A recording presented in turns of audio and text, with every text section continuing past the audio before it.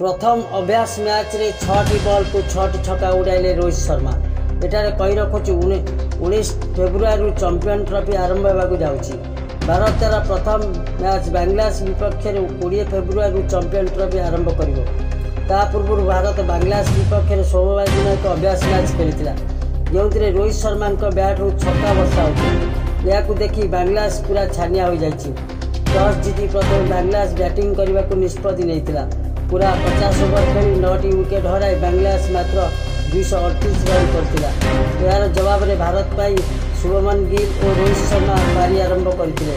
प्रथम ओवर रे भारत मात्र 3 रन करथिला, किंतु द्वितीय ओवर रे रोहित शर्मा तांकर प्रकृत रूप से खेलिथिले। बांग्लादेश बॉलर तस्मिन मोहम्मद शकील द्वितीय ओवर बोलिंग करने को आसीथिले। दो ओवर रे रोहित शर्मा शानदार बैटिंग करथिले। 6टी जाक बॉल को 6टी छक्का मारी। दर्शक मानक लगुला भारत यही मैच को 15-20 ओवर मध्य जीति। आपण मानक कौन लगुच रोहित शर्मा यही चैंपियन ट्रॉफी में शतक मारिपारे कि आप कमेंट कर जनातु। रिपोर्ट न्यूज करना।